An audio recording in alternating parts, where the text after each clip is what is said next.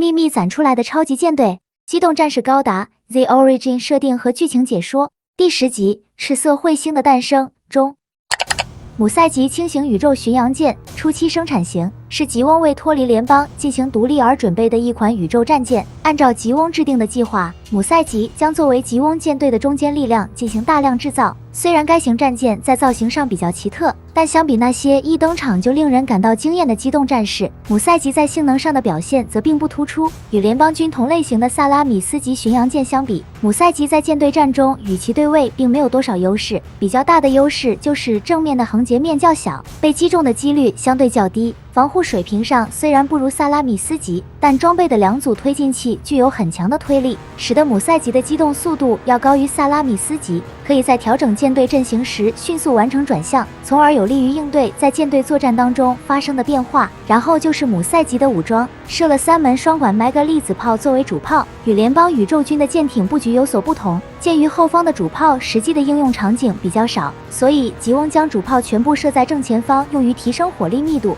这样也就相应加强了舰队对决时的打击能力，尽可能以较低成本弥补吉翁舰队在数量上的差距。然后每个主炮由2名人员负责，这些人员在舰长的指挥下，通过操作台的控制面板来对主炮进行操作，整个流程并不复杂，在指令下达之后就能迅速对敌发起炮击。一艘战舰一次齐射的威力足够将萨拉米斯级击沉。另一个攻击手段就是导弹发射装置，其导弹威力与联邦宇宙军使用的基本一样，但数量不多，仅设了2座导弹发射装置用于辅助主炮攻击，所以导弹方面要比联邦宇宙军的萨拉米斯级逊色。造成这个的主要原因是姆赛级在内部用了相当多的空间，设置了用于搭载机动战士的格纳库，而这个格纳库就设置在了舰桥下方的舰体位置，可以容纳4架机动战士进行作战。如果机动战士需要出击作战时，这个位置的舱门就会打开，让机动战士出击。虽然舱门带有引导设备，但是姆赛级没有设置轨道和弹射器，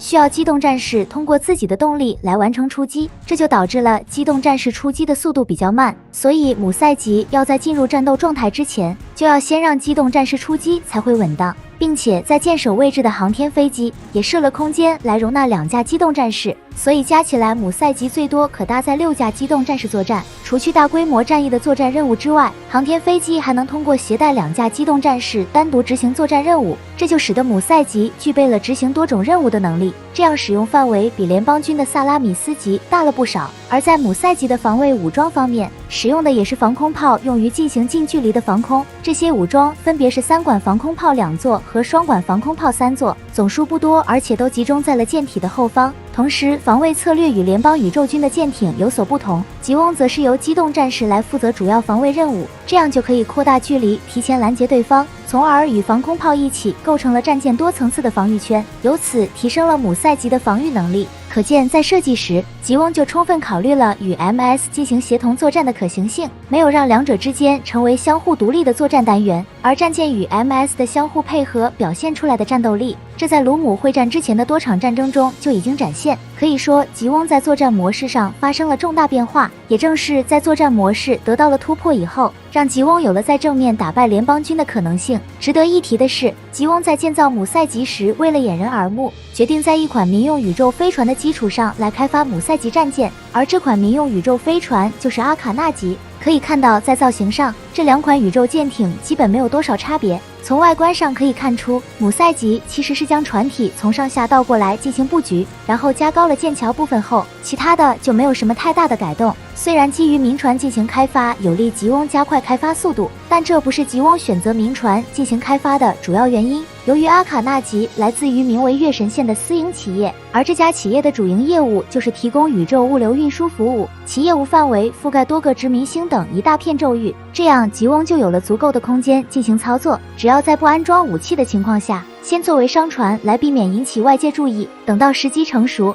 就可以在较短时间内打造出几十艘姆赛级来组成舰队。但带来的隐患就是基于民用船只开发的战舰未必能够符合军用的需求，这一点反映到姆赛级这一战舰上，那就是吉翁在改造成指挥舰时，就需要先进行非常大的改动，而改造之后的姆赛级舰队指挥型仅体积就要比原来大出了将近30%，而多出来的这部分空间，主要是容纳更多通讯在内的电子设备，用来打造作战情报指挥中心，满足舰队指挥的需要。而在造型上的变化，首先比较明显的地方是剑桥增加了一层，新增的这一层就是舰队指挥官的情报信息中心。可以看到这一层一共设置了4个操作人员的位置，其职责范围涵盖了通讯、情报和信息处理等等。其他的人员分别是舰队指挥官和舰队参谋人员，为方便这些人员指挥作战，配备有观察设备和全息投影设备。同时，在剑桥窗户位置还设置了多个显示器，这样情报指挥系统操作员将信息投放到显示屏上，来方便指挥官全面观看各方面的信息。当开始进行作战的时候，舰队指挥官就会返回到剑桥的下一层，这一层也就是操作舰艇和作战指挥的地方。所以这一层的人员配置首先就是舵手和舰长，为了以防万一，保障指挥舰的稳定运作，在舵手位置的正前方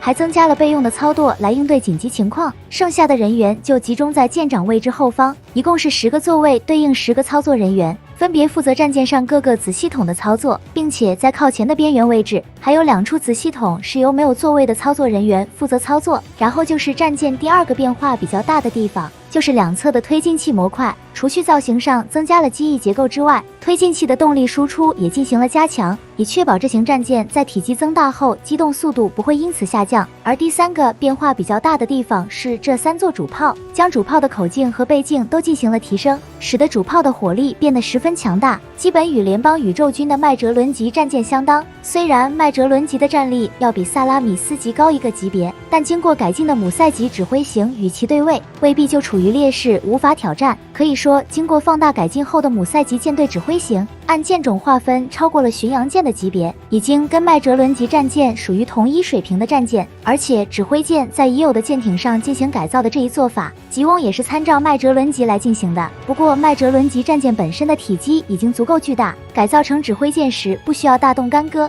只是把导弹垂直发射系统和配套的供弹系统换掉，从而留出空间来容纳指挥舰相关的子系统。所以联邦军的指挥舰没有像吉翁那样变化的那么大。接着是在上层空出的甲板位置增加一座麦格粒子炮来保持攻击力，其他的基本没有什么变化，仅剩外部涂装有所区别，以便友军单位进行识别提供保护。而反过来，吉翁在成功改造出指挥舰后，其实是可以在指挥舰的基础上发展出高于姆塞级轻型巡洋舰的全新一级战舰。但是受限吉翁的资源比较有限，加上发展方向要优先让位机动战士，吉翁没有选择发展全新一级战舰，而且姆塞级指挥舰也只建了1艘，然后将其命名为瓦尔基里号，来作为多兹鲁扎比专用的旗舰。之后鲁姆会战爆发，多兹鲁扎比乘坐瓦尔基里号率领吉翁主力舰队前往了鲁姆宙域。不过瓦尔基里号也没有成为唯一的指挥舰，除了瓦尔基里号之外，吉翁也给其他核心领导人员开发了新的战舰，而这1型战舰便是7倍级高速重型巡洋舰。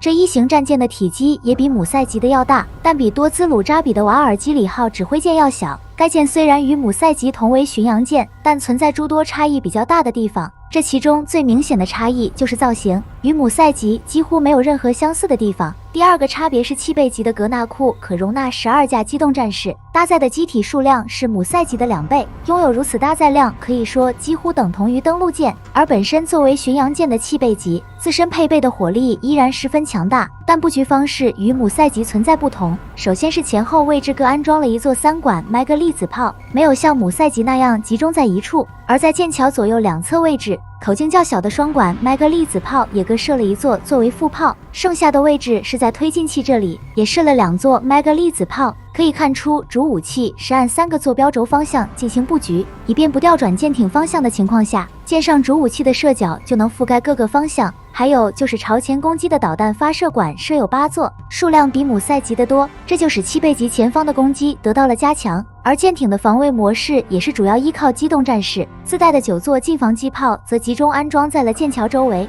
其中2侧各安装4座，舰桥后方1座。如此布置可以看出，7倍级自带的近防机炮主要用于防卫舰桥这个核心部分，这就意味着近防机炮覆盖不到的地方，就只能由机动战士来负责防卫。不过作为指挥舰，能够迅速逃离危险，比强大的自卫武器要更加有用。所以在动力方面，7倍级表现得极其出色，一共配备了5个巨大的推进器，其产生的推力能让7倍级短时间内完成加速，进入到高速状态，这样在遇到险情时就可以迅速脱离。从而提升七倍级在战场上的生存几率。也正得益于七倍级的优秀性能表现，使得吉翁高级领导人员对七倍级都相当满意，所以七倍级很快就得到了多个建造订单，没有像姆塞级舰队指挥型那样只建造了1艘。而目前已知完成建造的七倍级一共有2艘，其中外观是红色涂装的七倍级，命名为红色子爵号，其隶属于吉翁军康斯肯少将；而另外1艘七倍级的外观涂装则为紫色，属于是基西利亚扎比的专用舰紫寡妇号。作为顶层领导人员使用的战舰，紫寡妇号有针对基西利亚扎比的要求进行了改进，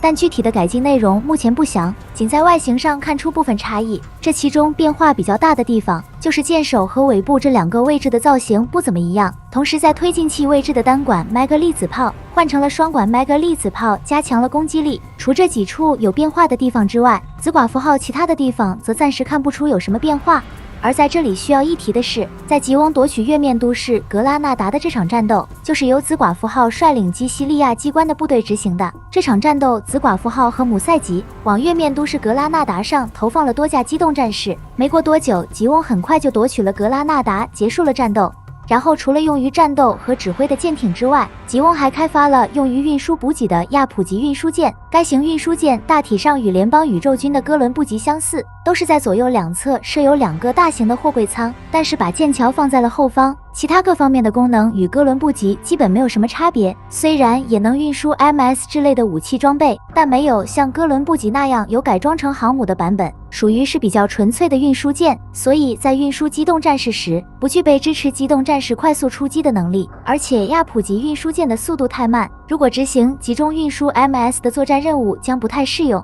于是吉翁基于这样一个需求，开发了另一款运输舰支持集中运输 MS 作战的需要。而这一款运输舰便是巴布亚级，虽然也是采用在左右两侧设置货舱的结构，但内部空间有针对机动战士进行了优化，从而有效提高了内部空间的利用率，并且配套有完整的设施给 MS 提供维护保障。尽管没有设置弹射器之类的辅助工具，但舱内设置有吊臂提供出舱辅助，可以帮助机动战士完成出舱操作。接着机动战士驾驶员调整好姿势后，就直接出击脱离运输舰即可。而在运载量方面而言，巴布亚级对比亚普级没有优势，但自身机动速度很快，可以参与到作战任务中去发挥作用。而在卢姆会战中，巴布亚级运输舰就发挥了重要作用。当时吉翁为了出其不意歼灭联邦宇宙军主力，吉翁便将 MS 主力都集中起来，组成了一支突袭大队，然后搭乘巴布亚级运输舰与吉翁姆塞级舰队分成了2路，在到达预定地点后向联邦宇宙军主力展开进攻。以事后的角度来看，吉翁的这一部署虽然兵奇险招，直接露出了核心腹地，但最终以较短的时间内歼灭了联邦宇宙军主力，成功在联邦提安姆舰队进攻吉翁本土之前，